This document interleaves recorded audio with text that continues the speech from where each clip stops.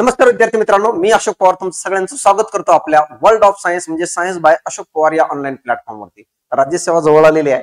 शेवटचं जाता जाता 2024 ला कोणकोणत्या टॉपिकवर प्रश्न आलेले होते आणि त्यांचे एक्सप्लेनेशन काय आहे, चारही पर्यायाचं विश्लेषण काय आहे त्याच्या संबंधित थोडं विश्लेषण बघून जा। बघा, यामध्ये 20 प्रश्न विचारण्यात आलेले होते। 20 प्रश्नांचं विश्लेषण देतो। 2023 मधल्या कोणत्या टॉपिकला या ठिकाणी आयोगाने फॉलो केलेलं आहे ते पण सांगतो। येणाऱ्या काळात काय होऊ शकतो याच्या संबंधित पण माहिती सांगतो। जर नवीन असाल तर चॅनलला लाईक करून सबस्क्राईब करून टाका। येणाऱ्या काळात जे काही तुम्हाला फ्री मधला कंटेंट असेल ते तुम्हाला या ठिकाणी पाहायला भेटेल। बघा, 1 डिसेंबर 2024 ला हा पेपर झालेला होता। 20 प्रश्न आहेत। 20च्या 20 प्रश्न या ठिकाणी मी तुम्हाला सांगतो। पहिला प्रश्न काय बघा, खाली काय म्हणतो, खोलीतील तापमानावर यानी 300 केल्विनला वस्तूद्वारे उत्सर्जित होणाऱ्या औष्णिक प्रारणासाठी महत्वपूर्ण योगदान तरंगलांबी किती असेल? मित्रांनो, माहित आहे का हा जो प्रश्न आहे कशाच्या बाबतीत आहे माहित आहे? ब्लॅक बॉडीच्या बाबतीत आहे। ब्लॅक बॉडी काय आहे? अशी वस्तू ज्याच्यावर टाकलेले एखादं किरण ती ऑब्झॉर्ब करण्याचं काम करते। तर ब्लॅक बॉडीवरून रिफ्लेक्ट होणारे उत्सर्जित, ब्लॅक बॉडी मधून उत्सर्जित होणाऱ्या रेडिएशनच्या बाबतीत हा प्रश्न आहे। एक ब्लॅक बॉडी आहे, त्याच्यावरून जे काही उत्सर्जित होणारे बाहेर रेडिएशन्स आहेत त्याच्या बाबतीत हा प्रश्न विचारलेला आहे। हा प्रश्न विंड डिस्प्लेसमेंट लॉवर डिपेंड आहे। हा प्रश्न जो आहे बघा, हा प्रश्न जो आहे विंड डिस्प्लेसमेंट लॉवर डिपेंड आहे। आता बघा, विंड डिस्प्लेसमेंट लॉ अशा प्रकारे कधी कधी आयोग फॉलो करतोय। बघा, 2023 ला बर्नौलीच्या समीकरणावर प्रश्न विचारलं होतं, तर त्यालाच फॉलो करून 2024 ला पण काय आहे, बर्नौलीच्या समीकरणावर प्रश्न आहे। तर आता बघा, विंड डिस्प्लेसमेंट लॉ हा कशाच्या बाबतीत आहे? तर हे आहे मित्रांनो, माहित आहे का, ब्लॅक बॉडी, ब्लॅक काय आहे, बॉडीच्या रिलेटेड आहे। आता ब्लॅक बॉडीच्या रिलेटेड काय आहे, तर ब्लॅक बॉडीवरून जे रेडिएशन्स बाहेर उत्सर्जित होत असतात ना, जे रेडिएशन्स बाहेर उत्सर्जित होत असतात मित्रांनो, तर एक तर रेडिएशन उत्सर्जित होत नसेल, एक पेक्षा जास्त रेडिएशन्स आपल्याला उत्सर्जित होताना दिसत असेल।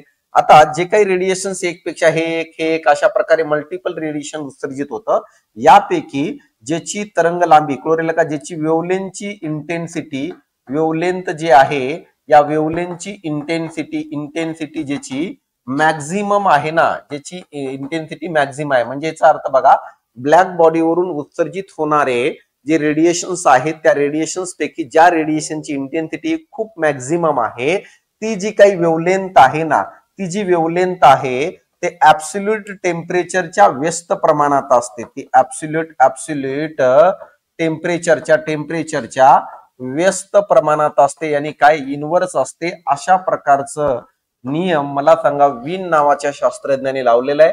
यालाच विन डिस्प्लेसमेंट लॉ आपण म्हणत असतो। म्हणजे याचा अर्थ बघा, मॅक्झिमम वेव्हलेंथ जी आहे, मॅक्झिमम वेव्हलेंथ ही मित्रांनो माहित आहे का, जर बघितलं तर मॅक्झिमम वेव्हलेंथ ही टेम्परेचरच्या, ऍब्सोल्यूट टेम्परेचरच्या व्यस्त प्रमाणात असते। हे आपल्याला समजणं गरजेचं आहे। या ठिकाणी बघा, हा फॉर्म्युला तयार होत असतो, यानी काय रे, लॅम्बडा मॅक्झिमम म्हणजे मॅक्झिमम वेव्हलेंथ असणारा रेडिएशन जे आहे इज इक्वल टू मला सांगा बी अपॉन टी आहे। बी काय आहे रे, बी इज अ विन्स कॉन्स्टंट आहे। बी इज अ विन्स काय आहे, कॉन्स्टंट असणार आहे। विन्स काय आहे, कॉन्स्टंट आपल्याला आढळताना दिसतं। हे आपल्याला समजणं गरजेचं आहे। आता बघा, या ठिकाणी जर बघितलं तर आपण काय म्हणू शकतो, तर बी ची किंमत किती आहे रे, बी ची किंमत 2.898 बघा, 2.898 गुणिले 10⁻³ एवढी बी ची किंमत आहे।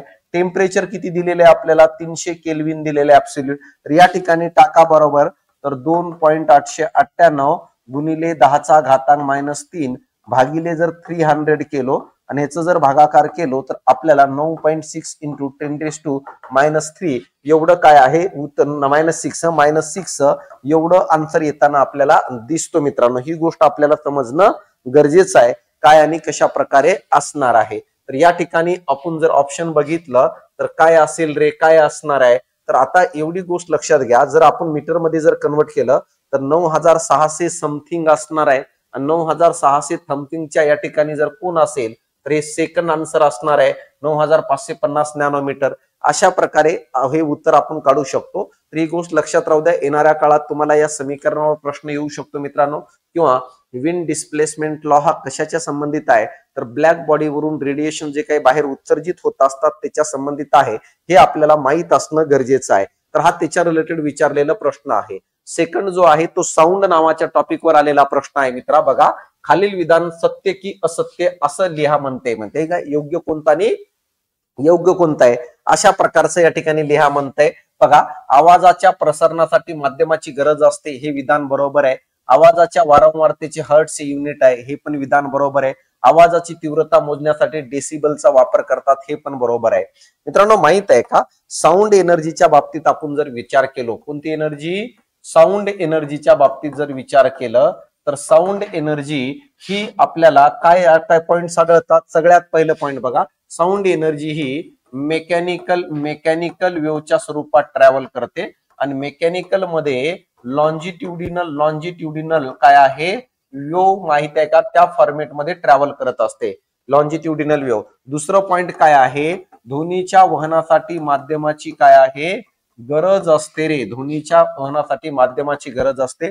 तिसरं पॉइंट, सर्वात जास्त वेग जर कोणामध्ये असेल तर सॉलिड मध्ये आपल्याला वेग आढळताना दिसतं सर्वात जास्त, आणि व्हॅक्यूम मध्ये यानी काय, निर्वात मध्ये, व्हॅक्यूम मध्ये ध्वनीचं वहन होत नाही, त्याचा वेग 0 असतो मित्रांनो.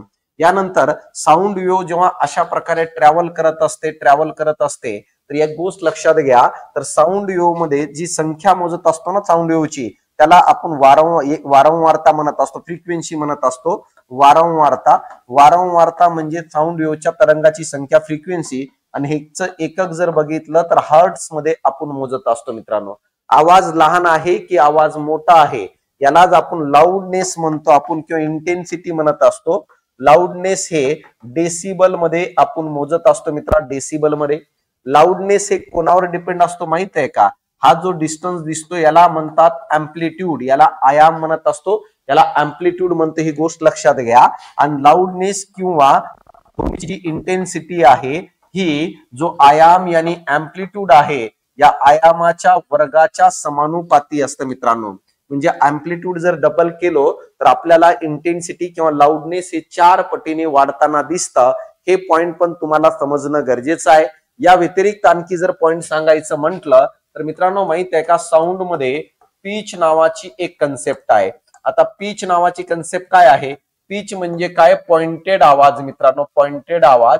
आणि हा पीच कोणावर डिपेंड आहे, तर पीच मित्रांनो माहित आहे वारंवारतेच्या समानुपाती आहे.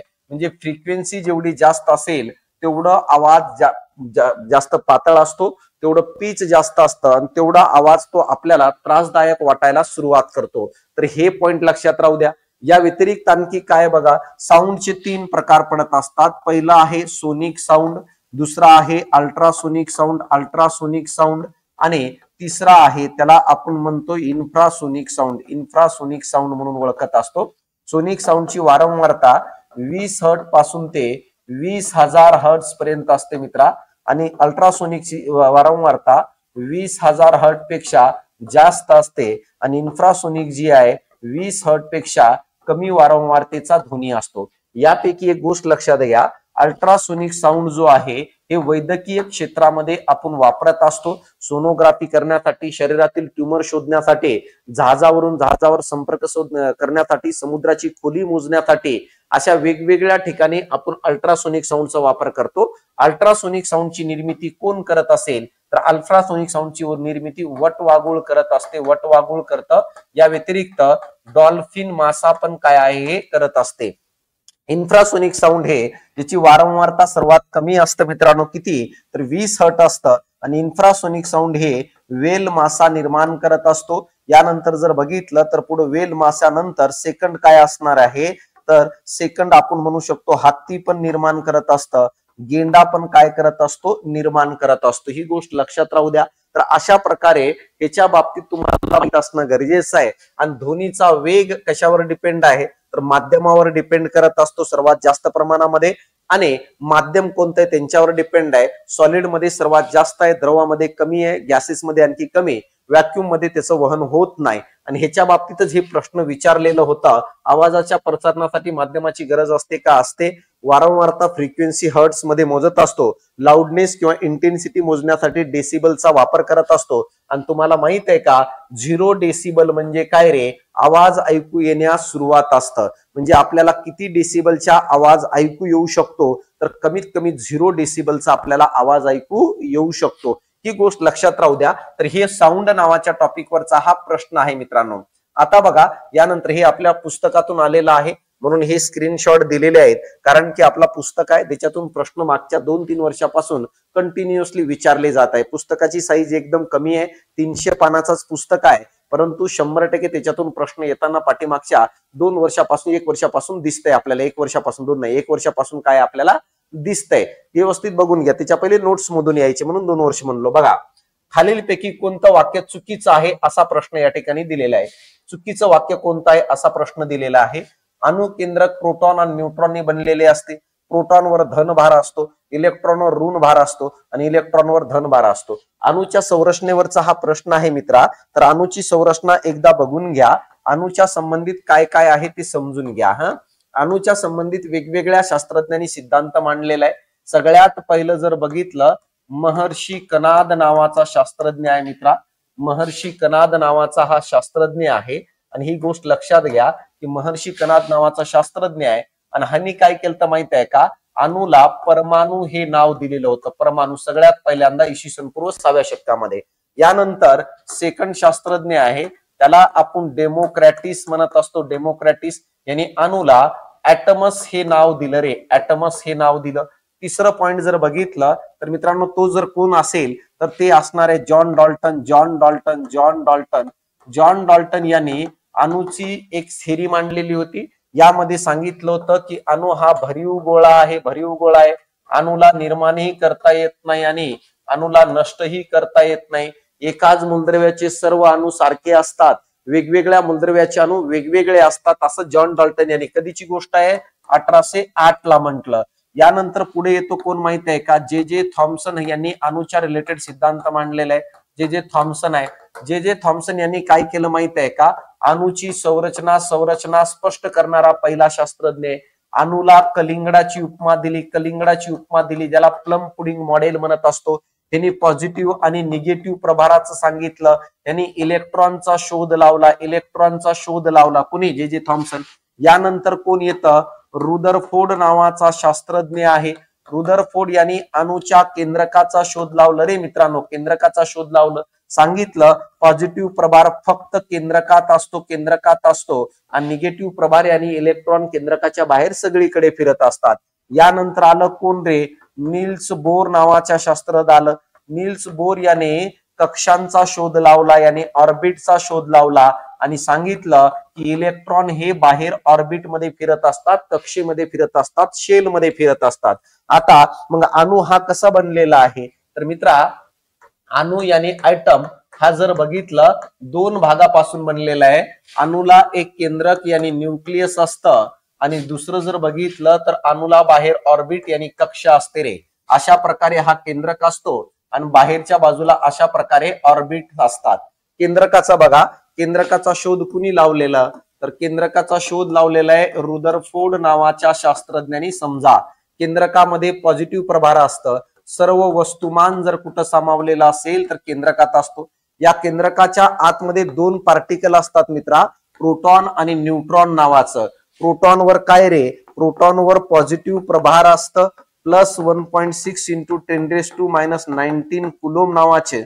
यानंतर त्याचं वस्तुमान प्रोटॉनचं किती असणार आहे तर अप्रॉक्सिमेट 1 डाल्टन असणार आहे. आणि ह्याचं शोध जर प्रोटॉनचं कुणी लावलेला आहे तर मित्रांनो माहित आहे का, गोल्डस्टीन नावाच्या शास्त्रज्ञाने प्रोटॉनचा शोध लावलेला आहे. यानंतर न्यूट्रॉनवर काय असणार आहे रे, न्यूट्रॉनवर न पॉझिटिव्ह असतो न निगेटिव्ह, तो उदासीन असतं. न्यूट्रॉनचं वस्तुमान प्रोटॉन एवढंच असतो यानी 1 डाल्टन असतं. आणि शोध जर कुणी लावला असेल तर चॅडविक नावाच्या शास्त्रज्ञाने लावलेला आहे. क्लिअर इथपर्यंत. यानंतर आता बघा कक्षामध्ये काय आहे रे, कक्षामध्ये काय आहे, कक्षामध्ये जर बघितलं शोध कुणी लावलेला आहे तर ऑर्बिटचा शोध नील्स बोर नावाच्या शास्त्रज्ञांनी लावलेला आहे मित्रा. यानंतर दुसरं पॉइंट काय, वस्तुमान किती आहे, अप्रॉक्सिमेट 0 डाल्टन आपण म्हणत असतो, परंतु केजी मध्ये जर काढायचं म्हटलं तर केजी मध्ये भरतं 9.1 इंटू 10⁻31 किलोग्रॅम एवढं. आणि शोध कुणी लावलेला आहे तर शोध जर बघितलं मित्रांनो माहित आहे का, कक्षांचा शोध नील्स बोर यांनी लावलं. आणि ह्याच्यामध्ये असणारा जो पार्टिकल आहे त्याला इलेक्ट्रॉन म्हणत असतो मित्रांनो. काय इलेक्ट्रॉन म्हणतो. इलेक्ट्रॉनवर निगेटिव्ह प्रभार असतं, प्रोटॉन एवढाच असतो पण निगेटिव्ह असतो, -1.6 इंटू 10⁻⁹ कुलम. यानंतर इलेक्ट्रॉनचं वस्तुमान अप्रॉक्सिमेट 0 डाल्टन म्हणतो, केजी मध्ये 9.1 इंटू 10⁻31 किलोग्रॅम. आणि शोध कुणी लावलेला आहे, तर शोध लावणाऱ्या शास्त्रज्ञाचं नाव आहे जे थॉम्सन नावाच्या शास्त्रज्ञाने याचा शोध लावलेला आहे. आणि ह्याच्या रिलेटेड आयोगाने एकदम बेसिक प्रश्न विचारलेले आहे. अपेक्षा करतो की तुम्हाला सगळ्या गोष्टी समजल्या असतील. बघा, अणुकेंद्रक हे प्रोटॉन आणि न्यूट्रॉननी बनलेले असतात. विधान बरोबर येणार आहे. केंद्रकात आपल्याला प्रोटॉन आणि न्यूट्रॉन आढळतं. यानंतर प्रोटॉनवर धनभार असतो, हे विधान पण बरोबर आहे. प्रोटॉनवर पॉझिटिव्ह प्रभार असतं, इलेक्ट्रॉनवर ऋण भार असतो, हे पण बरोबर आहे.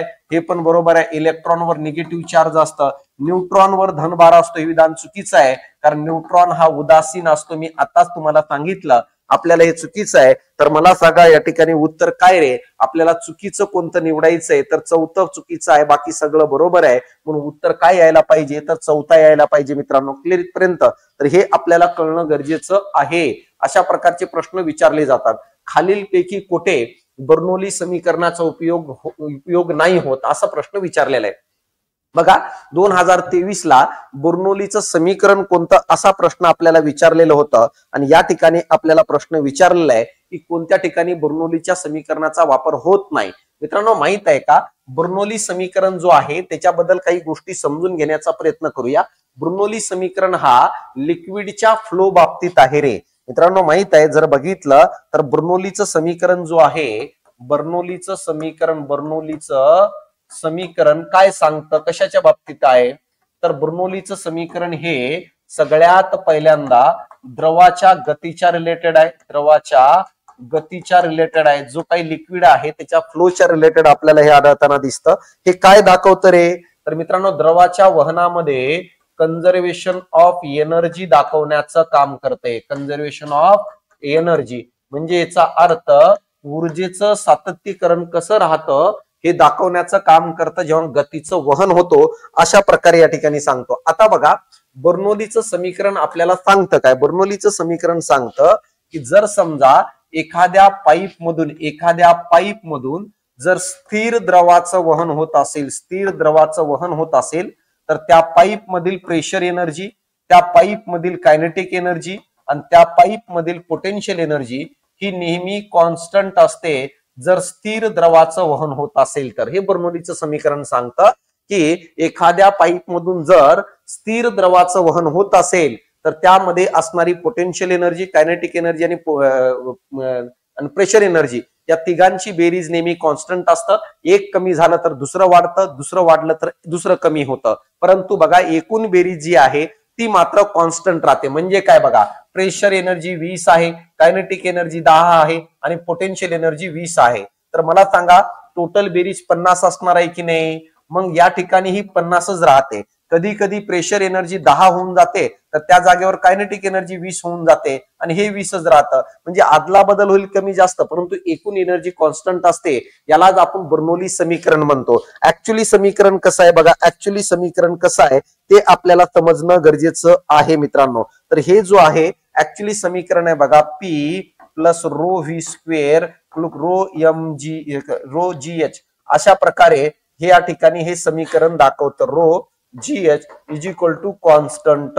तर हे बर्नौली समीकरण आहे. P म्हणजे प्रेशर एनर्जी, हा कायनेटिक एनर्जी दाखवतं आणि हा रो इंटू GH हा पोटेन्शियल एनर्जी दाखवण्याचं काम करतं, इज इक्वल टू कॉन्स्टंट. तर हे बर्नौली समीकरण आहे. आता याचा वापर कुठं केलं जातं, अशा प्रकारचा प्रश्न आपल्याला या ठिकाणी विचारलेला आहे. तर मित्रांनो, माहित आहे का, पहिला आहे बघा एस्पिरेटर पंप. एस्पिरेटर पंप जो आहे यालाच आपण काय म्हणत असतो मित्रांनो, माहित आहे का, व्हॅक्यूम इजेक्टर म्हणत असतो. यालाच आपण व्हॅक्यूम इजेक्टर म्हणून काय ओळखत असतो. यामध्ये पण बर्नौलीचं प्रिन्सिपल वापरलं जातं. यामध्ये काय केलं जातं रे, एका नॅरो पाईप मधून जर द्रवाचं वहन केलं, नॅरो पाईप मधून अतिशय जास्त द्रवाचं जर वहन केलं तर मध्यंतरी काही ठिकाणी दाब कमी होतं आणि अशा ठिकाणी व्हॅक्यूमच्या साहाय्याने एखादी वस्तू ओढली जाते. तर याला आपण म्हणत असतो एस्पिरेटर पंप.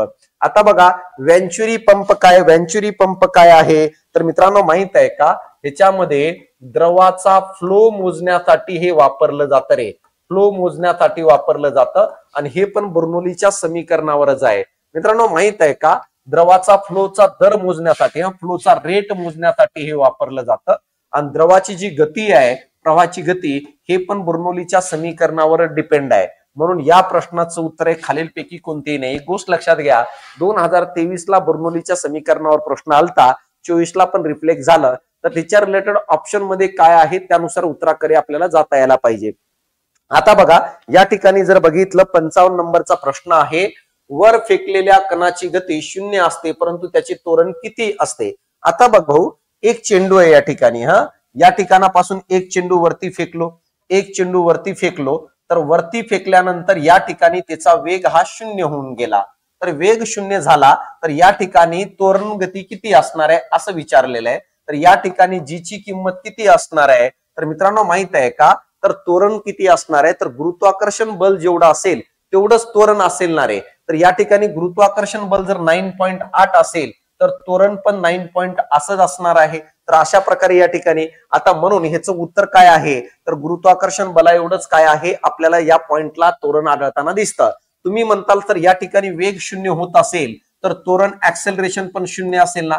राजा मला एक सांग, जर ऍक्सेलरेशन जर 0 झाला त्याचा अर्थ काय रे, वेगात बदल होईना गेले, वेगात बदल होईना गेले ह्याचा अर्थ मला सांग, चेंडू वरतीच राहून गेला असता ना, चेंडू खाली तर पडणार आहे की नाही. मी खालून वरती चेंडू फेकलो, एवढ्या हाईट वर गेला, तर त्या ठिकाणी मला सांगा जर बघितलं तर त्वरण काय रे, तर त्या ठिकाणी वेग 0 झाला पण नंतर खाली पडेल की नाही, तर खाली का पडतो, कारण गुरुत्वाकर्षण बल ओढतोय आणि गुरुत्वाकर्षण बलामुळे त्या ठिकाणी गुरुत्वाकर्षण बला एवढं गुरुत्वाकर्षण त्वरण त्याच्यावर निर्माण होणार आहे. म्हणून उत्तर काय येईल माहित आहे का, तिसरं येणार आहे. 0 का येणार नाही, जर त्वरण 0 झाला ह्याचा अर्थ वेगात बदल होत नाहीये, मग एखादी वस्तू जिथं आहे तिथंच राहील मित्रांनो. म्हणून हा पेन आहे, असं फेकलो एवढ्या हाईट वर गेले, वेग किती झालं 0, पण त्वरण किती आहे, गुरुत्वाकर्षण बला एवढा आहे किती 9.8 आहे. आणि जर त्वरण इथं 0 झाला असता तर ही वस्तू हवेतच टांगून राहिली असती का, कारण की त्या ठिकाणी काय आहे, त्वरण 0 असल्यामुळं. म्हणून बघा या प्रश्नाचं उत्तर काय, तिसरं आहे. हे समजण्याचा प्रयत्न करा मित्रांनो. आणखी एक गोष्ट सांगतो याच्या रिलेटेड लक्षात घ्या. समजा ही पृथ्वी जर असेल ना मित्रा, पृथ्वीपासून खालून वरती पृथ्वीपासून बघा, पृथ्वीपासून वरून खाली जर येत असेल एखादी वस्तू, वरून खाली जर येत असेल तर या ठिकाणी गोष्ट लक्षात घ्या, जी काय होत जाते रे, वाढत जाते वाढत जाते. आणि वरून खाली वस्तू येत असताना जीची किंमत पॉझिटिव्ह मोजली जाते. खालून वरती जर वस्तू एखादी जात असेल तर या ठिकाणी जीची किंमत कमी होत जाते कमी होत जाते आणि जीची किंमत ही निगेटिव्ह मोजली जाते. पृथ्वीच्या पृष्ठभागावर सर्वात जास्त प्रमाणामध्ये आपल्याला जीची किंमत आढळताना दिसते, स्मॉल जीची, ऍक्सेलरेशन ड्यू टू ग्रॅव्हिटीची सर्वात जास्त प्रमाणात असते. ध्रुवावर सर्वात जास्त असते, किती असतं, 9.83 मीटर पर सेकंदचा वर्ग असतं. विषुववृत्तावर जर बघितलं जीची किंमत कमी भरते मित्रा, का, कारण की किती असतं, तर 9.78 मीटर पर सेकंद असतं. का, कारण या ठिकाणी पृथ्वी थोडी फुगीर आहे मित्रांनो. तर अशा प्रकारे ही गोष्ट लक्षात राहू द्या, कसं असणार आहे, काय असणार आहे, कुठून कमी होतं कुठून वाढत जातं हे समजण्याचा प्रयत्न करा. आता बघा यानंतर पुढचा प्रश्न, हे पण आपल्या पुस्तकामध्ये दिलेला आहे. खालीलपैकी कोणती तरंगलांबी पदार्थाच्या स्फटिक आंतररचना अभ्यासण्यासाठी वापरतात. तर मित्रांनो माहित आहे का, कोणाची तरंगलांबी हे क्रिस्टल मधील संरचना अभ्यासण्यासाठी वापरलं जातं. अशा प्रकारचा या ठिकाणी प्रश्न विचारलेला आहे. तर एक गोष्ट लक्षात घ्या मित्रांनो, माहित आहे का, जे स्फटिक असतात ना, जे स्फटिक असतात, या स्फटिक मध्ये जो कण आहे ना, हे स्फटिक मधले कण आहे. या स्फटिक मधले कण जे आहेत, या कणातील जो अंतर आहे ना, या कणातील जो अंतर आहे तो एक्स किरणाच्या तरंग लांबी एवढा असतो रे, तो एक्स किरणाच्या तरंग लांबी एवढा असतो. आणि म्हणून बघा या स्फटिक मधील दोन कणातील अंतर मोजण्यासाठी, त्यांची संरचनेचा अभ्यास करण्यासाठी जर कोणाचा वापर करत असेल तर एक्स रेचा वापर करतो. अतिनील किरणे, यानंतर गॅमा किरणे, अवरक्त किरणे, ह्याचं काय मॅटर आहे, गॅमा किरणाची तरंग लांबी क्रिस्टल मध्ये असणाऱ्या पार्टिकल मधील अंतरापेक्षाही कमी असते मित्रांनो, अंतरापेक्षाही काय कमी असते. या कारणामुळे त्याचा वापर होऊ शकत नाही, कारण तो मोजू शकत नाही. अवरक्त किरणे यानी काय मित्रांनो माहित आहे का, इन्फ्रारेड आणि अल्ट्राव्हायलेट या दोन्ही किरणांची तरंग लांबी ही क्रिस्टल पदार्थातील पार्टिकल मधील असणाऱ्या अंतरापेक्षा जास्त असते. म्हणून त्याच्या साहाय्याने पण आपल्याला ते मोजता येत नाही, ती संरचना स्पष्ट करता येत नाही. मित्रांनो क्रिस्टल यानी काय, स्फटिक मधील पार्टिकल मधील असणारा, पार्टिकल मधील जे असणारे अंतर आहेत मॉलिक्यूल मधील, किंवा त्यांच्यातील लांबी आहे हे जर कोणाच्या साह्याने मोजलं जात असेल तर एक्सरेच्या. का? कारण एक्सरेची तरंग लांबी आणि त्या पार्टिकल मधला डिस्टन्स हे जवळपास सारखा असतो, म्हणून ह्याच्या साह्याने ते काय केलं जातं, मोजलं जातं. ही गोष्ट लक्षात राहू द्या. हे पण पुस्तकामध्ये दिलेलं आहे मित्रांनो. जर तुम्ही कंबाईन येणाऱ्या काळात करत असेल तर सुपर 60 क्रॅश कोर्स नावाची एक नवीन बॅच आपण केलेलं आहे. 29 लेक्चर मध्ये सगळं सिलेबस कव्हर केलेलं आहे. आवर्जून तुम्ही ती बॅच जॉईन करू शकता. काही अडचण असेल तर खाली दिलेल्या नंबरवर कॉल करू शकता. बघा, कोणत्या विभागातील वनस्पतींना वनस्पती सृष्टीचं उभयचर म्हणतात असा प्रश्न विचारलेला आहे. ब्रायोफायटा, अनावृत्तबीजी, टेरिडोफायटा आणि आवृत्तबीजी. मी पहिलेही सांगितलं 2023 मध्ये असे प्रश्न विचारले जातात. या प्रश्नाचं उत्तर आहे ब्रायोफायटा. मित्रांनो, माहित आहे का, वनस्पतीचं वर्गीकरण जर करत असताना आपण वनस्पतीचं वर्गीकरण 2 गटामध्ये करत असतो. एक असणार आहे मित्रांनो, माहित आहे का, तो अबीजपत्री म्हणून ओळखत असतो. अबीजपत्री म्हणजे ज्याच्यामध्ये सीड नसतं. आणि दुसरं असतं त्याला आपण बीजपत्री म्हणत असतो, ज्याच्यामध्ये आपल्याला सीड आढळताना दिसतं. अबीजपत्रीचे 3 गट पडत असतात. पहिलं गट आहे त्याला आपण म्हणत असतो थॅलोफायटा. दुसरं गट आहे त्याला आपण म्हणत असतो ब्रायोफायटा जो विचारलाय. आणि तिसरं गट आहे त्याला आपण म्हणत असतो टेरिडोफायटा. एक गोष्ट लक्षात घ्या, थॅलोफायटा हे सर्वात कमी विकसित असणाऱ्या वनस्पती असतात, म्हणून ते पाण्यातच आपल्याला आढळताना दिसतात. ते बाहेर येत नाही. त्याला शैवाल म्हणत असतो आपण. त्यांच्यामध्ये जलवाहिनी आणि रसवाहिनी नसते मित्रांनो. त्यांच्यामध्ये आपल्याला मूळ, खोड आणि पाने अशा प्रकारची संरचना आढळताना दिसत नाही. कोणामध्ये? थॅलोफायटामध्ये. ब्रायोफायटा या वनस्पती जमिनीवर वाढतात. परंतु मित्रा, माहित आहे का, प्रजनन किंवा बाकीच्या क्रियासाठी बाह्य पाण्याची गरज असते. या कारणामुळे ब्रायोफायटाला आपण उभयचर अॅनिमल म्हणून ओळखत असतो. याला आपण एम्फिबियन्स म्हणून काय आहे ओळखत असतो. तसेच याला रेप्टाइल्स म्हणून पण ओळखत असतो आपण मित्रांनो. ही गोष्ट लक्षात घ्या. एम्फिबियन्स प्लांट म्हणत असतो ब्रायोफायटाला. ब्रायोफायटामध्ये पण जलवाहिनी आणि रसवाहिनी, झायलम आणि फायलम नसते मित्रा. त्या जागेवर काय असेल, त्या जागेवर एक मुलाब नावाचा घटक असतो, ज्याला रायझॉइड्स म्हणतो. आणि हा मुलाब जमिनीतून पाणी आणि क्षार आणून, मला सांगा, ब्रायोफायटाचं थोडं विकास करण्याचं काम करत असतो. कळालं इथपर्यंत? ब्रायोफायटामध्ये भ्रूणाची निर्मिती होताना आपल्याला दिसतं, परंतु थॅलोफायटामध्ये भ्रूण तयार होताना दिसत नाही. ब्रायोफायटामध्ये हॉर्नवर्टस नावाचा काय आहे वनस्पतीचा गट येतो. लिव्हरवर्टस नावाचा गट येतो. मॉसेस नावाचा गट पण ब्रायोफायटामध्ये येताना आपल्याला दिसतो. हे पॉइंट समजणं गरजेचं आहे. त्याच्याबद्दल डिटेल बघावं लागेल तुम्हाला. यानंतर आता बघा पुढे टेरिडोफायटा काय रे. टेरिडोफायटा पूर्णपणे जमिनीवर वाढणाऱ्या वनस्पती आहेत. पृथ्वी तलावरील सर्वात पहिल्यांदा जलवाहिनी आणि रसवाहिनी जर कोणामध्ये तयार झाले असतील तर टेरिडोफायटामध्ये. म्हणून टेरिडोफायटाला असंवाहिनी अबीजपत्री वनस्पतींचा गट म्हणत असतो. बाकी थॅलोफायटा आणि ब्रायोफायटाला वस्कुलार, नॉन वस्कुलार म्हणत असतो. तर टेरिडोफायटाला आपण वस्कुलार म्हणून ओळखत असतो. पृथ्वी तलावरील सर्वात पहिल्या भूचर वनस्पती म्हणून पण कोणाला ओळखलं जात असेल तर टेरिडोफायटाला. पृथ्वीवर सगळ्यात पहिल्यांदा कोणामध्ये मूळ, खोड, पानांची निर्मिती झाली असेल तर या प्रश्नाचं उत्तर असणार आहे टेरिडोफायटामध्ये आपल्याला तशा प्रकारची निर्मिती झालेली दिसते मित्रांनो. त्याचे पण वेगवेगळे उपगट पडतात. बीजपत्रीमध्ये पहिला आहे त्याला आपण जिम्नोस्पर्म म्हणत असतो. जिम्नोस्पर्म म्हणून ओळखत असतो मित्रा. आणि दुसरा आहे त्याला आपण जर काय म्हणत असेल तर अँजिओस्पर्म म्हणत असतो. जिम्नोस्पर्म त्या वनस्पती असतात ज्यांच्यामध्ये सीड असतं मित्रा. सीड असतं परंतु फळ नसतं रे. फळ नसतं परंतु फूल नसतं रे. फूल नसतं, फळाच्या बाहेर सीड असतं, त्याला जिम्नोस्पर्म म्हणतो. अँजिओस्पर्म त्या वनस्पती आहेत ज्यांच्यामध्ये फूल असतं रे. फूल असतं मित्रा, हे कळणं गरजेचं आहे. यासोबत ज्यांच्यामध्ये फळ असतं यासोबतच सीड फळाच्या आतमध्ये असतो. आणि अँजिओस्पर्म मध्ये डबल फर्टिलायझेशन घडतं. डबल फर्टिलायझेशन फक्त याच्यामध्ये आपल्याला घडताना दिसतं. आणि हे पॉइंट आहेत अँजिओस्पर्मचे. तर अशा प्रकारे या ठिकाणी विचारलं होतं आपल्याला उभयचर कोणतं, ब्रायोफायटा. अनावृत्त बीजी म्हणजे जिम्नोस्पर्म, ज्याच्या सीडला आवरण नसतं मित्रा, ज्यांच्यात फळ नसतो, ज्यांच्यात फूल नसतं. ही गोष्ट लक्षात राहू द्या. टेरिडोफायटा पृथ्वी तलावरील सर्वात पहिल्या भूचर वनस्पती, सगळ्यात पहिल्यांदा जलवाहिनी रसवाहिनी यांच्यात तयार झाली म्हणून हे पहिल्या संवाहिनी वनस्पती. आणि आवृत्तबीजी अँजिओस्पर्म पृथ्वी तलावरील सर्वात विकसित वनस्पती ज्यांच्यामध्ये फुलांची निर्मिती झालेली असते. ही गोष्ट लक्षात राहू द्या, काय आणि कसं असणार आहे हे मध्ये दिलेलं आहे आपल्या व्यवस्थित पद्धतीने. आता बघा, डीएनएच्या रचनेच्या अनुषंगाने खालील 4 विधानापैकी 2 विधाने संयुक्तिक आहेत. संयुक्त विधानांची निवड करा. म्हणजे 4 विधान दिलेले आहेत, त्याच्यापैकी 2 विधान हे काहीतरी संयुक्तिक आणि एकमेकाच्या संबंधित आहे आणि डीएनएच्या बाबतीत आहे. ही गोष्ट लक्षात राहू द्या, एकदम साध्या भाषेत समजून घ्या. 1953 ला वॉटसन आणि क्रिक नावाच्या शास्त्रज्ञांनी डीएनएची संरचना मांडली. मित्रा, माहित आहे का डीएनए कशापासून तयार होतो? तर डीएनए तयार होत असतो न्यूक्लिओटाइड पासून. तर न्यूक्लिओटाइड मध्ये कोण कोण असतं?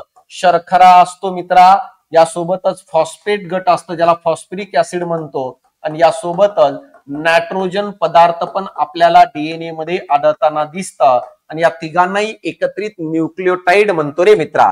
न्यूक्लिओटाइड म्हणतो, शर्करा, फॉस्फेट गट आणि नायट्रोजनचं डीएनए. आता बघा, नायट्रोजन पदार्थ तिसरं कोण आहे? नायट्रोजन पदार्थ. तिघांपासून डीएनए तयार झालेला असतो, तिघांना एकत्रित न्यूक्लिओटाइड म्हणतो. डीएनएची निर्मिती होत असताना सगळ्यात पहिले मित्रा धाग्यांची निर्मिती होते रे. धागे निर्माण होतात. अशा प्रकारे 2 धागे तयार होत असतात डीएनएची सुरुवातीला. दोन्ही धागे कशापासून तयार होत असतात? दोन्ही धागे एकतर शर्करापासून तयार होतात किंवा शर्करा आणि फॉस्फेट गट रे, फॉस्फरिक ऍसिड किंवा फॉस्फेट गट या दोघांच्या एकत्रीकरणातून मला सांगा आपल्याला काय तयार होताना दिसतं? डीएनएचे धागे. यानंतर आता बघा, हे डीएनएचे धागे आपसात अशा प्रकारचे गुंडाळतात. गुंडाळल्यानंतर हे असंच कसं राहणार रे? यासाठी या डीएनएच्या धाग्यांच्या दोन्ही बाजूला नायट्रोजन पदार्थ बसलेले असतात अशा पद्धतीने, आणि दोन्हींच्या आतमध्ये अशा प्रकारे नायट्रोजन पदार्थांच्या आतमध्ये हा हायड्रोजन बॉन्ड असतो रे. हा हायड्रोजन बॉन्ड आपल्याला दोन्हींच्या आतमध्ये आढळताना दिसतं. नायट्रोजन पदार्थ एका बाजूला 1 असतो तर दुसऱ्या बाजूला 2 असतो. आता नायट्रोजन पदार्थ किती असतात रे? तर नायट्रोजन पदार्थ बघा, नायट्रोजन पदार्थ 5 प्रकारचे आपल्याला आढळताना दिसतात मित्रांनो. नायट्रोजन पदार्थ कोण कोण? अडेनाइन असतं, ग्वानिन असतं, थायमिन असतं, सायटोसाइन असतं, युरॅसिल असतं. यापैकी याचे 2 गट पडत असतात. एक पहिलं गट आहे त्याला प्युरिन म्हणत असतो, आणि दुसरं गट आहे मित्रा त्याला पिरिमिडिन म्हणून ओळखत असतो. ही गोष्ट समजण्याचा प्रयत्न करा. टोरेल प्युरिन गटामध्ये अडेनाइन आणि ग्वानिन येतं, आणि पिरिमिडिन गटामध्ये थायमिन, सायटोसाइन आणि युरॅसिल येतं. जेव्हा डीएनए तयार होत असतो ना, तेव्हा प्युरिन आणि पिरिमिडिनची जोडी तयार होते, पेअर तयार होते. यालाच आपण नायट्रोजन बेस पेअर म्हणतो, याला नायट्रोजन पदार्थाची जोडी म्हणतो. आता बघा, जोडी तयार होण्याचे काही नियम आहेत. एक घर प्युरिनचं आहे आणि दुसरं घर पिरिमिडिनचं आहे. जोडी कधी एकाच घरामध्ये तयार होत नाही. प्युरिन मध्ये पण जोडी तयार होत नाही, पिरिमिडिन मध्ये पण तयार होत नाही. तयार कशी होते? प्युरिनची जोडी नेहमी पिरिमिडिन सोबत होते. कशी होते बघा, तर डीएनए मध्ये अडेनाइनची जोडी नेहमी थायमिनशी होते, ग्वानिनची जोडी नेहमी सायटोसाइनशी होते, आणि युरॅसिल मात्र मोकळं राहतं, त्याला जोडी तयार करायला गावात कोणीच नसतं, सगळ्यांचं लग्न झालेलं असतं. तर या दोघांनी ज्यांनी लव्ह मॅरेज केलं, अडेनाइननी थायमिन सोबत, ग्वानिननी सायटोसाइन सोबत, युरॅसिल प्रत्येक लग्नात जातो आणि पंगत मध्ये फुकट जेवून येतो, त्याची कुठेही जोडी तयार होत नाही. तर ही गोष्ट लक्षात राहू द्या, काय आणि कसं असणार आहे. अशा प्रकारे हे काय डीएनएची संरचना आहे जी वॉटसन आणि क्रिक यांनी काय आहे निर्माण केलेली आहे किंवा सांगितलेली आहे. आता बघा, या ठिकाणी 58 नंबरच्या प्रश्नाच्या बाबतीत आपण बघूया काय आणि कशा प्रकारे असणार आहे. तर आता डीएनए बघा, ते काय डीएनएची संरचना 2 लांब न्यूक्लिओटाइडच्या साखळ्यांनी बनलेली असून त्या एका सामान्य अक्षाभोवती गुंडाळलेल्या असतात. बरोबर आहे, 2 साखळ्या आहेत की नाही रे, 2 धाग्यांपासून बनलेली आहे. डीएनएची संरचना 2 लांब न्यूक्लिओटाइडच्या लांब साखळीने बनलेली असून ती एका सामान्य अक्षाभोवती गुंडाळलेल्या आहेत. तर मला सांगा, या ठिकाणी जर बघितलं तर हे ठिकाणी हा सेम पॉइंट झाले का रे? बघा, तर हे त्याच्या रिलेटेड नाहीये. या ठिकाणी जर म्हंटल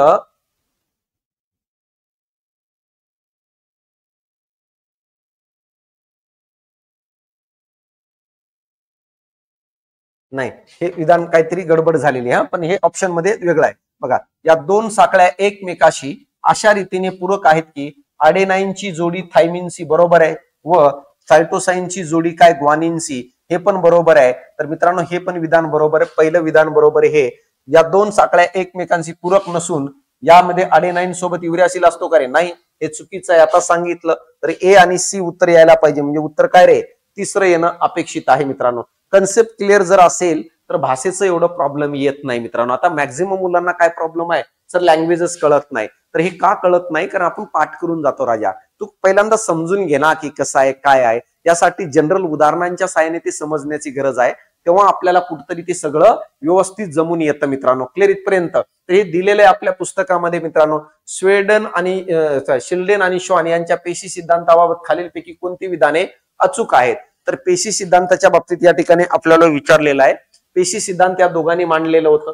पेशी सिद्धांत काय काय म्हणतंय बघा. सर्व सजीव हे एक किंवा अनेक पेशींनी बनलेले असतात. बरोबर आहे. जेवढे काही सजीव आहेत ते सर्व पेशीपासून बनलेले असतात, हे पेशी सिद्धांतात सांगण्यात आलेलं आहे. नवीन पेशी पूर्व अस्तित्वात असलेल्या पेशीपासूनच तयार होते. बरोबर आहे मित्रांनो. विरशा यांनी काय आहे हे विधान केलेलं होतं. विरशा यांनी हे विधान केलेलं होतं. विरशा यांनी, यालाच पेशी सिद्धांतातील भर म्हणत असतो. आणि पेशी सिद्धांतामध्ये यांनी सांगितलं होतं, विरशा यांनी काय सांगितलं होतं, एखाद्या नवीन पेशीची जर निर्मिती होणार असेल तर ते ऑलरेडी अस्तित्वात असणाऱ्या पेशीपासूनच होते, पॅरेंट सेल पासून. अचानकपणे काय पदार्थ एकत्र येऊन तयार होत नाही. पेशीच्या रासायनिक रचना आणि चयापचय कार्यामध्ये मूलभूत समानता असते. मित्रांनो माहित आहे का, जवळपास पेशींची जी काही आतमधील केमिकल आहे ते सगळे सारखेच असणार आहेत ना रे. जसं मला सांगा, आणि त्यांच्यामध्ये जे काही चयापचयाचं कार्य चालणार आहे पेशीमध्ये ते पण जवळपास कॉमन चालणार आहे. जसं मायटोकॉन्ड्रियाचं काम जवळपास सर्व पेशीमध्ये सारखं असणार आहे. गॉल्गी बॉडीचं काम पण सर्व पेशीमध्ये सारखं असणार आहे. म्हणून हे विधान पण बरोबर आहे. एखाद्या जीवाची क्रिया ही सामूहिक क्रियाकलाप आणि त्याच्या पेशीय संरचनाचा परस्पर संवाद असतो. म्हणजे काय बघा, इंग्लिश मधून वाचा, the activity of an organism. सजीवांची जी ऍक्टिव्हिटी आहे is a collective activity and interaction of it cellular structure. एखादं सजीव काय काम करतो हे डिपेंड करत असतं त्या सजीवातील सर्व पेशी मिळून काय काम करत आहे. मी बोलतोय ह्याचा अर्थ हे कोण काम करू राहिलं, माझ्या सजीवामधील असणारे स्मॉलेस्ट युनिट यांनी सेल तर काम करतायत की नाही. मग हे बरोबर आहे ना. आपल्या सेल जोपर्यंत जिवंत आहे तोपर्यंत आपण जिवंत आहे. सेल डेड झाल्या आपण डेड झालो मित्रांनो. तर हे विधान पण बरोबर आहे. तर कधी कधी मराठीतून जर तुम्हाला नाही समजलं, इंग्लिश मधून समजून घ्यायचं. All living thing are compose of one or more cell. सर्व सजीव हे सेल पासून बनलेलं. New cell are a form from the pre existing cell. अस्तित्वात असणाऱ्या सेल पासून. There are a basic similarities in a chemical composition and metabolic function of cell. Cell मधील असणाऱ्या केमिकल कंपोजिशन आणि काय मेटाबॉलिक जी काही प्रक्रिया आहे यांच्यामध्ये आपल्याला अनेक सेलमध्ये हे सगळे कॉमन गुणधर्म आढळताना दिसतात. आणि नंतर सांगितलं की जे काही सजीवाची ऍक्टिव्हिटी आहे ते त्या सजीवामध्ये असणाऱ्या सेलनी केलेली ऍक्टिव्हिटी असते. हे समजणं गरजेचं आहे. म्हणून या प्रश्नाचं ऑल ऑफ द अबो आपल्या बुक मध्ये चांगल्या पद्धतीने दिलेलं आहे. Leaf blight of wheat. Leaf blight of wheat हा वनस्पती रोग आहे. कोणत्या फंगस मुळे होतो अशा प्रकारचा प्रश्न आपल्याला या ठिकाणी विचारलेला आहे मित्रांनो. कोणत्या फंगस मुळे होतं, तर या प्रश्नाचं उत्तर आहे अल्टरनारिया ट्रिटिसिना नावाचा उत्तर आहे. मित्रांनो माहित आहे का, हे सगळे फंगस आहेत आणि या फंगस गव्हावर किंवा अन्य ह्याच्यावर वेगवेगळे रोग निर्माण करत असतात. तर लीफ ब्लाइट ऑफ व्हीट नावाचा जो काही आहे तो अल्टरनारिया ट्रिटिसिना नावाचा किंवा ट्रिटिसिना नावाच्या या कवकामुळे होतं. बघा पहिलं काय, युरोमायसिस ट्रिटिकाय. युरोमायसिस ट्रिटिकाय जो आहे हा ब्राऊन रस्ट नावाचा रोग निर्माण करत रे. ब्राऊन रस्ट नावाचा रोग निर्माण करतं किंवा यालाच आपण लीप रस्ट म्हणत असतो. यालाच आपण लीप रस्ट म्हणत असतो आणि हे गहू मध्ये निर्माण करणारा कवक आहे. यानंतर अल्टरनारिया ट्रिटिसिना तर काय करतं रे, लीप ब्लाइट ऑफ व्हीट तयार करतं. यानंतर उस्टिलँगो नुडा नावाचा जो आहे हा लूज स्मट निर्माण करतं रोग. कोणतं रोग निर्माण करतं, लूज स्मट नावाचा रोग निर्माण करतं गहूवर. ऑप्शन वरून कधी कधी प्रश्न विचारला जाता बघा. हेल्मेंथिस्पोरियम सर्टाइयस हा जो आहे हा पण काय करतो माहित आहे का, हा पण जर बघितलं लाईट ब्लाइट रोग निर्माण करतं रे. हा पण लाईट ब्लाइट रोग निर्माण करतं, पण आयोगाने दुसरं उत्तर दिलेलं आहे मोस्ट ऑफ. या व्यतिरिक्त हा काय करत असेल रे, या व्यतिरिक्त जर बघितलं मित्रांनो माहित आहे का, तो काय करतं, कॉमन रूट रॉट. कळालं का, कॉमन रूट रॉट नावाचा रोग पण हाच निर्माण करतं. या व्यतिरिक्त ब्लॅक पॉइंट नावाचा रोग पण काय आहे हा हेल्मेंथोस्पोरियस सटाइयस नावाचं काय आहे करत असतो. आणि सीडलिंग ब्लाइट नावाचा रोग, सीडलिंग ब्लाइट नावाचा रोग पण हाच निर्माण करतं. तर अशा प्रकारे बघा या ठिकाणी जर बघितलं तर हे सगळं डेटाबेस आहे, लक्षात राहू द्या. याचं उत्तर दुसरं आहे. वनस्पती रोगावर एक प्रश्न हमखास विचारलं जातं. थोडे काही रोग आहेत ते पाठच करा, आपल्या पुस्तकामध्ये पण दिलेलं होतं, म्हणून म्हणलो की पुस्तकाची साईज कमी आहे, वारंवार रिपीट करतात. 300 पानामध्ये मित्रांनो कुठं 700 आणि 800 पानं वाचत बसतो आणि एवढं मार्क आरामशीर येतात कन्सेप्टवर भर दिलं तर. हा पुस्तक आहे ज्याचं मी एवढं नाव लौकिक करतोय सांगतोय. हा पुस्तक आहे, युट्यूबला लेक्चर आहे, स्क्रीनशॉट सहित पेज नंबर सहित पाठवलेलं आहे. फक्त 300 पानाचं पुस्तक आहे आणि या 300 पानाच्या पुस्तकामधूनच सगळं कंटेंट पाठीमागच्या 4-5 पेपरला येताना दिसतोय आपल्याला, कारण पुस्तकच आता आलंय. हा बघा, आणि न्यू एडिशन येणार आहे 5-6 दिवसामध्ये. पुस्तकाची आपली न्यू एडिशन येणार आहे, त्याच्यामध्ये जबरदस्त कंटेंट व्यवस्थित सुटेबल सिस्टमॅटिक दिलेलं आहे. कळलं का? 5 स्टार हॉटेल सारखं. आता खालीलपैकी कोणतं प्राणी एका वर्गातील आहे असा प्रश्न आपल्याला या ठिकाणी विचारलेला आहे. कोणता प्राणी हा एका वर्गातील आहे अशा प्रकारचा आपल्याला प्रश्न विचारलेला आहे. आता बघा एक गोष्ट लक्षात घ्या, इंग्लिश मधून आपण बघूया. इंग्लिश मधून टॉर्पेडो, प्रिटिसिस, हिपोकॅम्पस, इचाइटिस. आता एक बघा मी काय म्हणतो, टॉर्पेडो, प्रिटिसिस आणि हिपोकॅम्पस हे तिघचे तिघ मला सांगा, हे तिघचे तिघ पायसेस गटाचे आहेत रे, मासा गटाचे आहेत.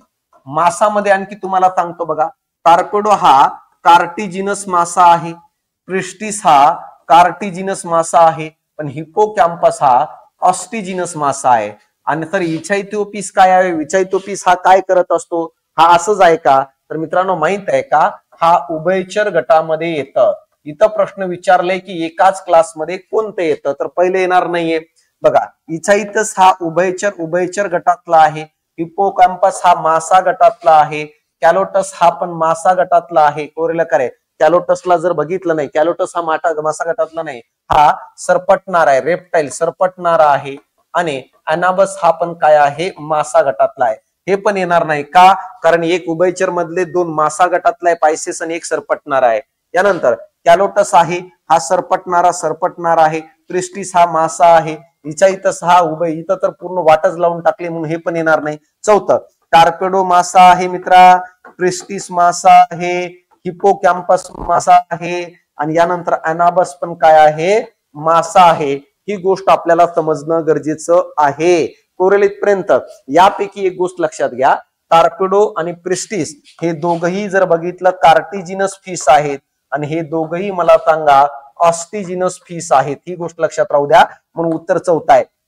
उदाहरणावर प्रश्न विचारले जातात तर उदाहरण प्राण्यांचं व्यवस्थित लक्ष द्या, तो पण नाव पण लक्ष द्या काय आणि कशा प्रकारे. तर हे सगळे एक्झाम्पल बुक मध्ये दिलेले आहे. हा प्रश्न पण बुक मधून आलेला आहे. हिरोईन नावाचे अंमली पदार्थ तयार करण्यासाठी कोणत्या वनस्पतीचा अर्क यानी लेटेक्सचा वापर केला जातो? तर या प्रश्नाचं उत्तर आहे खसखसीचे झाड, ज्याला पॉपी प्लांट म्हणून ओळखत असतो रे. याला आपण काय म्हणत असतो? पॉपी प्लांट म्हणत असतो, पॉपी प्लांट म्हणतो. आणि या पॉपी प्लांट पासून मला सांगा हे काय तयार केलं जातं? अपरिपक्व जो पॉपी प्लांट आहे ना, अपरिपक्व जो खसखस झाड आहे त्याच्या लॅटेक्स पासून काय केलं जातं माहित आहे? हिरोईन बनवलं जातं. हिरोईन बनवलं जातं. हिरोईन म्हणजे पिक्चर मधील नाही. कोरेला का? त्याला ऑपियम पप्पी म्हणतो. याला आपण काय म्हणत असतो? ऑपियम पप्पी म्हणून ओळखलं जातं या झाडाला. आणि ह्याच्यापासून बनवलं जातं अपरिपक्व ह्याच्यामधून. कसं बनवलं जातं? तर हे पहिलं मॉर्फिन असतं ह्याच्यामध्ये मॉर्फिन असतं जो नशा प्राप्त करून देत असतो आणि त्याच्यापासून मला सांगा हिरोईन काय आहे तयार केलं जातं, हे आपल्याला समजणं गरजेचं आहे. हिरोईनला आपण डायसेटिल मॉर्फिन म्हणतो. हिरोईनला आपण डायसेटिल मॉर्फिन म्हणून ओळखलं जातं. आणि मॉर्फिन हा खसखसीच्या झाडापासून, अपरिपक्व झाडापासून प्राप्त केला जातो, ज्याला पॉपी प्लांट किंवा ओपियम पॉपी म्हणून ओळखत असतो. यानंतर कोकच्या झाडापासून जर बघितलं तर हे कोकेन तयार केलं जातं रे. जो कोकेन आहे हे कोकेन तयार केलं जातं कोकच्या झाडापासून, ज्याचा वापर भूल देण्यासाठी पण होऊ शकतो. जसं पेन किलर म्हणून पण त्याचा वापर होऊ शकतो. काही त्रास होत असेल तर कोकेन घेत असतात. कोकेन हा कोकच्या झाडापासून तयार केलं जातं, जो भूल देण्यासाठी वापरतं. यानंतर आता बघा हेमचे झाड काय करतं रे? हेमच्या झाडापासून काय म्हणतो? कॅनाबिनॉइड्स तयार होतं. याच्यापासून आपल्याला कॅनाबिनॉइड्स तयार होताना दिसतं. आणि हा कॅनाबिनॉइड्स म्हणजे काय रे? तर कॅनाबिनॉइड्स पासून पुढे वापरण्यायोग्य काय काय तयार होत असतात? तर ह्याच्यामध्ये मिराजुआना नावाचा ड्रग्स तयार होत असतो. यानंतर ह्याच्यापासून आपल्याला चरस तयार होताना दिसतो, चरस, आणि ह्याच्यापासूनच आपल्याला हश तयार होताना दिसतं. तर अशा प्रकारे हे हेमच्या झाडापासून तयार होतं. आणि बाजरा तर मित्रा माहित आहे का, आपला बाजरा आहे जो कशासाठी वापरतो आपण, जर बघितलं धान्य म्हणून वापरतो. तर हे लक्षात राहू द्या, ड्रग्सच्या रिलेटेड प्रश्न विचारलं जातं, म्हणून या प्रश्नाचं उत्तर पहिलं आहे खसखसीचं झाड असणार आहे, पॉपी प्लांट असणार आहे, हे लक्षात राहू द्या. आणि हे पण आपल्या पुस्तकात दिलेलं आहे चांगल्या पद्धतीने की काय गुंगीचे औषध कोणते, जंतुनाशके कोणकोणते आहेत, अँटीबायोटिक कसे कोणकोणते आहेत, खालीलपैकी कोणते विधान सत्य आहे. बघा, तर मानवी शरीरामध्ये एकूण 208 हाडे आहेत, चुकीचं आहे. तर 206 हाडं ऑथेंटिक डेटाबेस मध्ये दिलेलं आहे. मणके आणि चेहऱ्यांची हाडे अनियमित हाडांची उदाहरणे आहेत. अनियमित हाड म्हणजे इरेग्युलर म्हणत असतो. तर अशा प्रकारचा प्रश्न आपल्याला या ठिकाणी काय आहे, दिलेला आहे. आता बघा, या ठिकाणी जर बघितलं तर या प्रश्नाचं उत्तर काय, आपल्याला सत्य फक्त दुसरं बरोबर आहे, पहिलं चुकीचं आहे. कारण की 206 हाड आहेत. मणके आणि चेहऱ्यांची हाडे ही अनियमित हाडांची उदाहरणे आहेत, हे बरोबर आहे. अनियमित हाडे आहेत ही गोष्ट लक्षात राहू द्या. आता समजून घ्या, मला सांगा, मानवामध्ये एकूण 206 हाडांचा समावेश असतो. त्यांचं 2 गटात वर्गीकरण केलं जातं. एक जो आहे ऍक्सियल स्केलेटन असतं, आणि दुसरा जो गट आहे त्याला आपण अपेंडिक्युलर म्हणतो, आपण अपेंडिक्युलर म्हणून ओळखत असतो. ऍक्सियल म्हणजे मेनधड, हा डोक्याचा भाग, हा छातीचा भाग, हा कमरेपर्यंतचा हा जो भाग आहे याला ऍक्सियल म्हणतो. अपेंडिक्युलर म्हणजे हात आणि पाय आणि कमरेचा भाग. ऍक्सियल मध्ये एकूण 80 हाडांचा समावेश असतो. आणि या 80 हाडांमध्ये कोण कोण येतात रे, सगळ्यात पहिले येतं बघा स्कल. स्कलला आपण म्हणत असतो हा डोक्याचा भाग. स्कल मध्ये 2 भाग आहेत रे, एक म्हणजे कवटी, कवटी त्याला क्रॅनियम म्हणत असतो, क्रॅनियम, आणि दुसरं म्हणजे चेहरा. यापैकी 8 हाडे कवटीत असतात आणि 22 हाडे मला सांगा हे कुठं असतात, सॉरी 8 हाडे कवटीत आणि 22, सॉरी चुकलं रे, 22 एकूण बघा, स्कल मध्ये एकूण 22 हाडे असतात, 22 हाडे असतात. त्यापैकी 8 हाडे हे कुठं असतात, क्रॅनियम मध्ये, आणि 14 हाडे हे कुठं असणार आहेत, आपल्या चेहऱ्यामध्ये असतात, स्कल म्हणतो.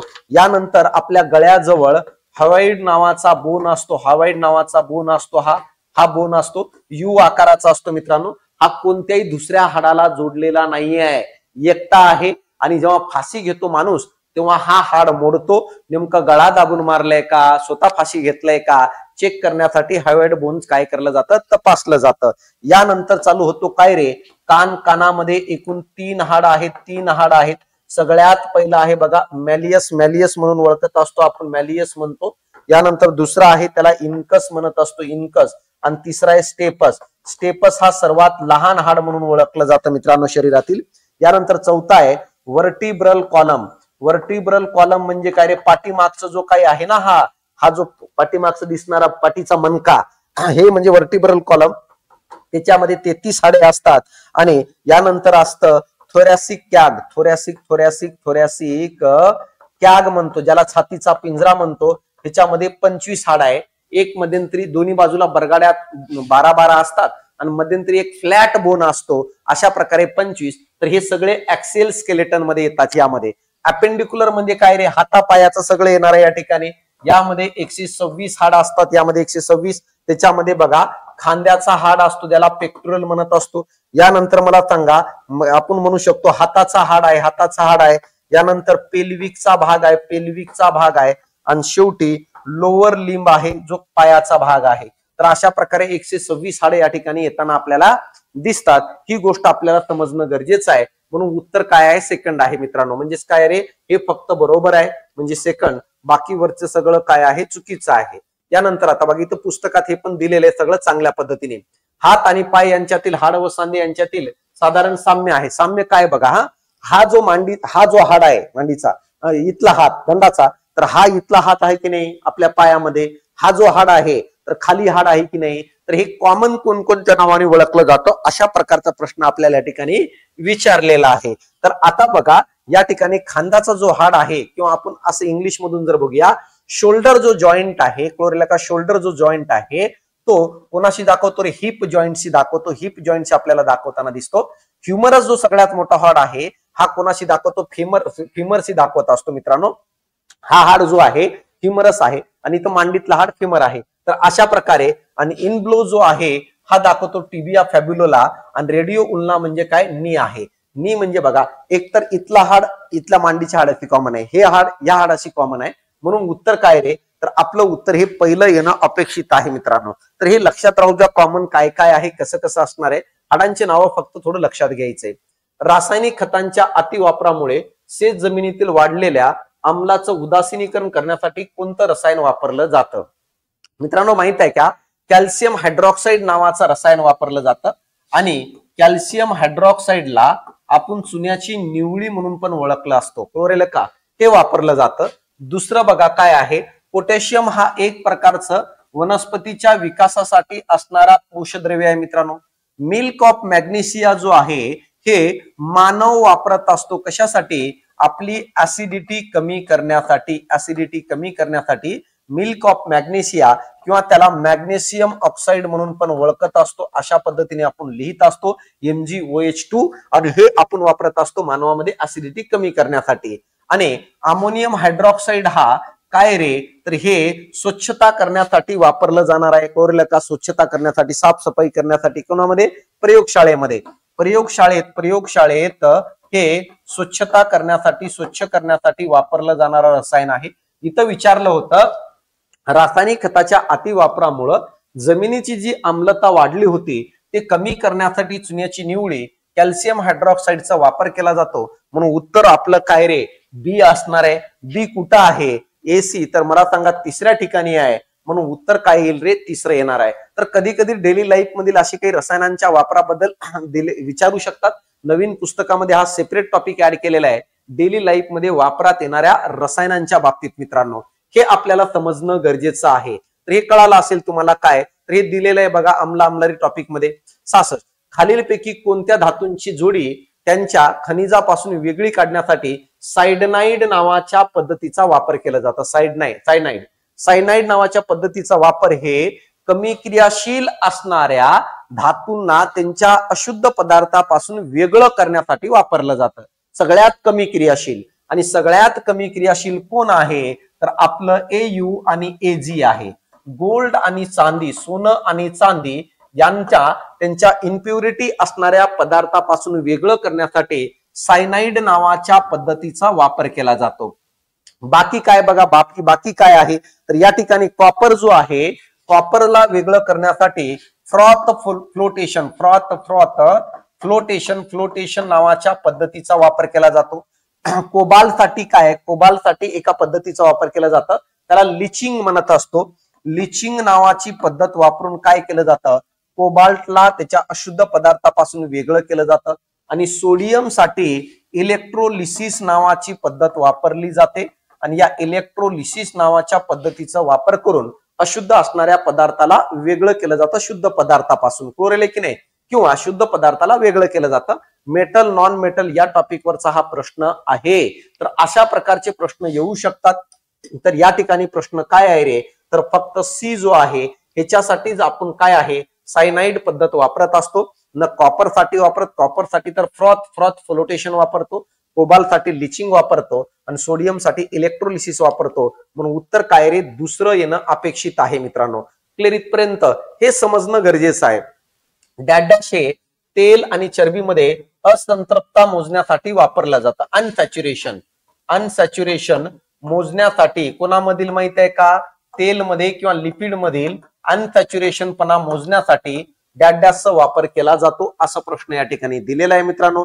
आता कोणाचा वापर केला जातो काय केला जातो तर मित्रांनो माहित आहे का आयोडीनचं मूल्य आयोडीनचं प्रमाण काढलं जातं. कारण काय करतं अनसॅच्युरेशन पणा जेवढं जास्त असेल तेवढं आयोडीनचे मॉलिक्यूल तेवढे जास्त प्रमाणामध्ये आतमध्ये ऑब्झॉर्ब होत असतात आणि ह्यांच्या मूल्यावरून काढलं जातं अनसॅच्युरेशन पणा कमी आहे की जास्त आहे.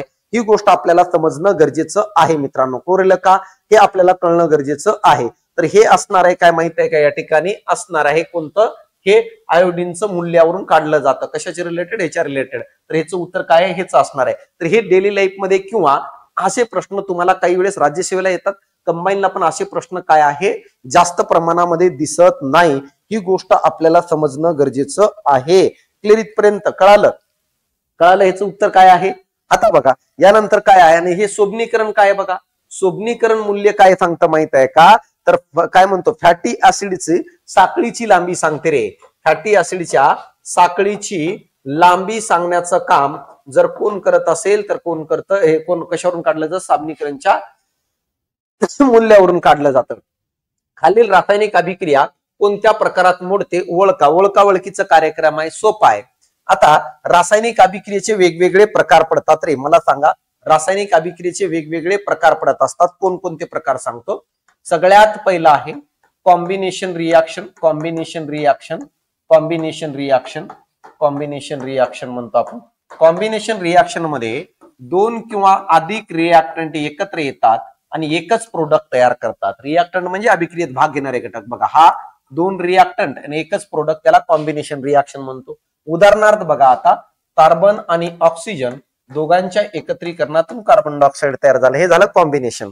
दुसरं आहे बघा, दुसरं आहे त्याला अपघटन म्हणत असतो, डिकम्पोजिशन रिएक्शन. त्याला डिकम्पोजिशन रिएक्शन म्हणतो, अपघटन.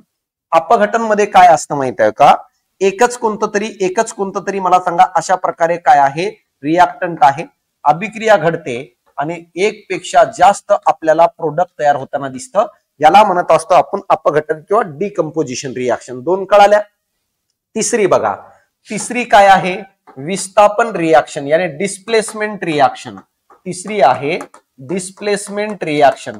डिस्प्लेसमेंट रिएक्शन मध्ये काय असतं, समजा ए आणि बी सोबत बसलेला आहे, त्याच्यामध्ये एक तिसरा सी येतो आणि सी काय करतो, बी ला बाजूला काढतो आणि त्या ठिकाणी जागा घेतो. म्हणजे याचा अर्थ काय रे, सी काय करतं, त्या ठिकाणी येतो आणि त्याला बाहेर फेकण्याचं काम करत असतो. तर अशा प्रकारे बघा, या ठिकाणी जर बघितलं तर हे काय आहे, डिस्प्लेसमेंट रिएक्शन आहे. कळलं का. आणि चौथा आहे डबल डिस्प्लेसमेंट रिएक्शन. डबल काय आहे, displacement reaction. Double displacement reaction मध्ये काय केलं जातं की ए आणि बी नावाचा एक संयुग आहे आणि सी आणि डी नावाचा एक संयुग आहे. तर हे आपसात जागा बदलतात. बघा, ए आपल्या जागेवर राहतो, तिकडचा सी इकडे येऊन जातं आणि प्लस मला सांगा बी तिकडे होऊन जातं आणि अशा प्रकारे बी डी सोबत येऊन जातं. तर याला डबल डिस्प्लेसमेंट रिएक्शन म्हणतो. आणखी एक आहे ऑक्सिडेशन रिएक्शन. ऑक्सिडेशन रिएक्शन म्हणजे काय माहिती आहे का, अशी रिएक्शन ज्याच्यामध्ये ऑक्सिजन घेणे असतं आणि हायड्रोजन बाहेर देणं असतं. मित्रांनो, ऑक्सिजन घेणं, जसं आता मला सांगा, या ठिकाणी कार्बन आणि ऑक्सिजनच्या एकत्रीकरणातून कार्बन डायऑक्साईड तयार झालं, ते ऑक्सिडेशन आहे. आणखी एक आहे रिडक्श रिएक्शन. रिडक्श रिएक्शन काय आहे, रिडक्श रिएक्शन मध्ये ऑक्सिजन दिलं जातं बाहेर आणि हायड्रोजन घेतलं जातं, म्हणजे ऑक्सिडेशनच्या विरुद्ध असतं. तर हे ओरली तुम्हाला माहित असणं गरजेचं आहे. आता काही विद्यार्थ्यांना वाटतं जर फास्ट सांगताय, पण 20 प्रश्न आहेत, कंटेंट जास्त सांगण्यासाठी थोडं सांगावं लागतं. तर अशा प्रकारे मला सांगा, हे रिएक्शन आहे. आता तुम्हीच मला सांगा, या ठिकाणी त्यांनी काय सांगितलंय, खालील रासायनिक अभिक्रिया कोणत्या प्रकारात मोडते ते ओळखा. आता तुम्ही मला सांगा, हे एक रिएक्टंट आहे, हे एक रिएक्टंट दिसत असेल तुम्हाला, एकच रिएक्टंट आहे, अभिक्रिया घडलेली आहे, हे एक प्रोडक्ट तयार झाला, हा एक प्रोडक्ट तयार झाला. तर एक रिएक्टंटची तुटून दोन प्रोडक्ट तयार झाले, एक रिएक्टंटची तुटून दोन प्रोडक्ट तयार झाले. काय म्हणतो त्याला, डिकम्पोजिशन. मग मला सांगा कोणतं उत्तर, अपघटन, सी ओनली म्हणजे पहिलं उत्तर असणार आहे. कुठं अवघड आहे रे, ओळखाओळखीचा कार्यक्रम आहे. डेफिनेशन कळाली की कळून जाईल ना. एक रिएक्टंट आहे, तुटून दोन प्रोडक्ट तयार होऊ राहिलं, तर डिकम्पोजिशन यानी अपघटन रिएक्शन. हे अभिक्रिया पाठ करत बसते. रासायनिक अभिक्रियेमध्ये एक बी अभिक्रिया पाठ नका करू, कारण पाठ करायचे प्रश्नच नाही विचारले जात. तुम्हाला 5 मार्काला लिहा म्हणून नाही आहे, ओळखाओळखीचा कार्यक्रम आहे. तू ओळख वाढव, नंतर बरोबर समोरच साथ देते तुला, पण तू पहिले ओळख तर वाढव. तुझीच ओळख नाही आणि डायरेक्ट गोल करतो म्हणल्यावर तोंडावर हाणता योग, माहित आहे ना. मग अशा प्रकारे मला सांगा, या ठिकाणी तुम्हाला कळून गेलं असेल काय असणार आहे.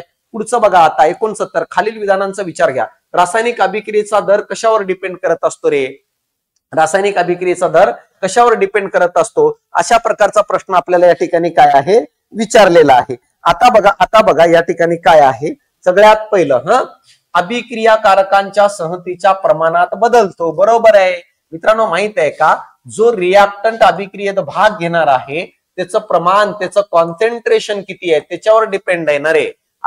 रिएक्टंटचं कॉन्सन्ट्रेशन वाढलं तर अभिक्रियेचं वेग वाढेल मित्रांनो. हायली पण कोरेल का, लाकूड जेवढा कोरडा तेवढं वेग जास्त वाढेल की नाही, ओला जेवढं कमी असणार आहे, तर कॉन्सन्ट्रेशनचं प्रमाण पडतं. दुसरं, अभिक्रियाकारकांची संहती वाढवली की कमी होतं. हे विधान चुकीचं आहे. संहतीचं प्रमाण आहे मित्रांनो माहित आहे का, प्रमाण वाढवणे. मला सांगा, रिॲक्शन मध्ये भाग घेणाऱ्या रिॲक्टंटचं प्रमाण जेवढं वाढेलणार आहे तेवढं अभिक्रियेचा वेग वाढणार असणार आहे.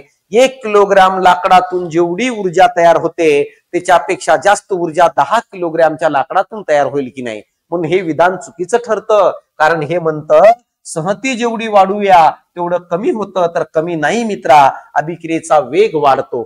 यानंतर तापमान वाढवले की वेग वाढतो. बरोबर आहे. जेवढं तापमान जास्त असेल तर घडणारी अभिक्रियेचा वेग वाढतं. तापमान वाढवले की कमी होतं. विधान चुकीचं आहे, कारण तापमानाच्या समप्रमाणात असतं मित्रांनो. तर अशा प्रकारे बघा हे डिपेंड करत असतं. यानंतर बघा वेळेनुसार काय होतं रे, वेळेनुसार अभिक्रियेचा वेग कमी होतो. का?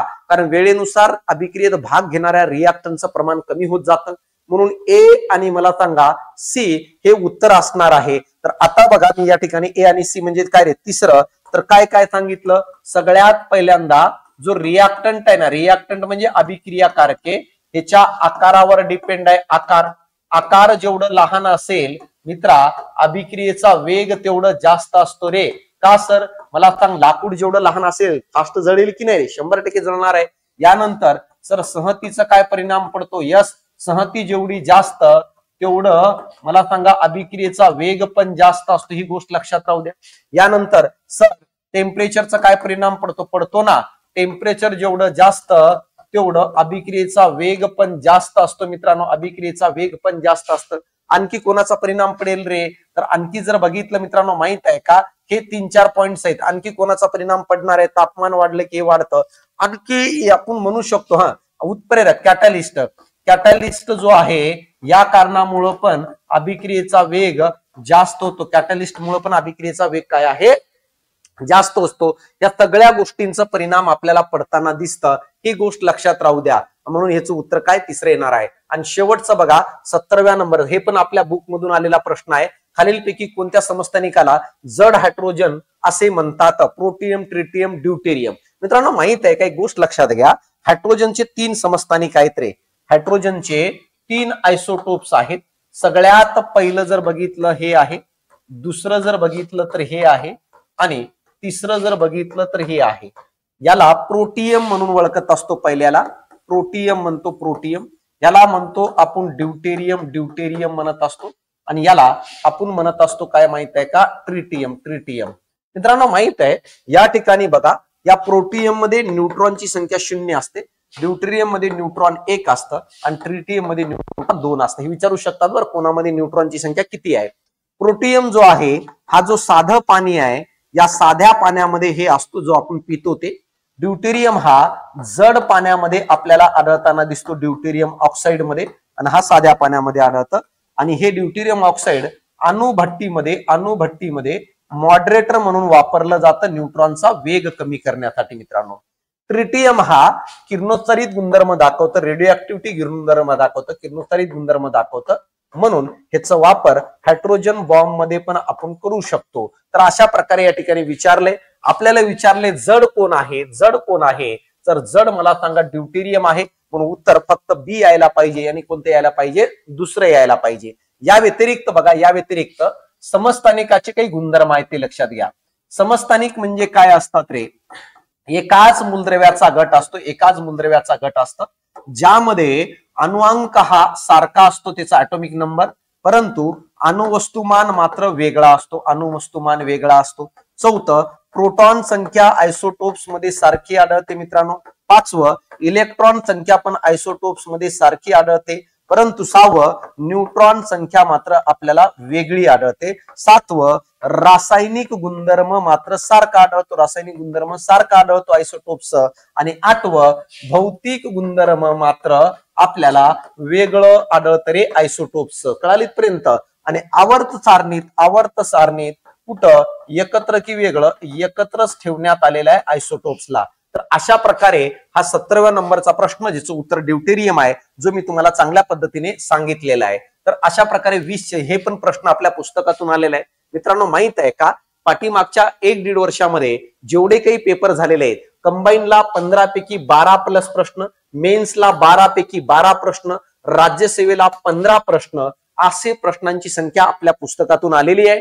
ते तर जुनी एडिशन होती. 5-6 दिवसानंतर नवीन एडिशन येत आहे. आवर्जून ते पुस्तक बघा. विकत नका घेऊ म्हणतोय, बघा तुम्ही. 100% तुम्हाला आउटपुट आलेलं दिसेल. तुम्ही विद्यार्थ्यांना विचारा कोणालाही. भरपूर मागणी आहे, तर आवर्जून एकदा पुस्तक बघा. पुस्तक कोणतं आहे? एमपीएससी विज्ञान नावाचा पुस्तक आहे रे. पुस्तक कोणतं आहे? तर एमपीएससी विज्ञान नावाचा पुस्तक आहे. हे लक्षात राहू द्या. मी तुम्हाला पुस्तकाची इमेज दाखवण्याचा प्रयत्न करतो. व्यवस्थित बघा. हा पुस्तक आहे. तर आता कलर वगैरे चेंज होईल थोडे, कारण न्यू एडिशन आहे, पण आवर्जून तुम्ही घेऊ शकता. तर चालतं, या ठिकाणी थांबतो. भेटतो मी पुढचं एक टेस्ट म्हणजे एखादा पेपर घेऊन. चालेल. धन्यवाद मित्रांनो.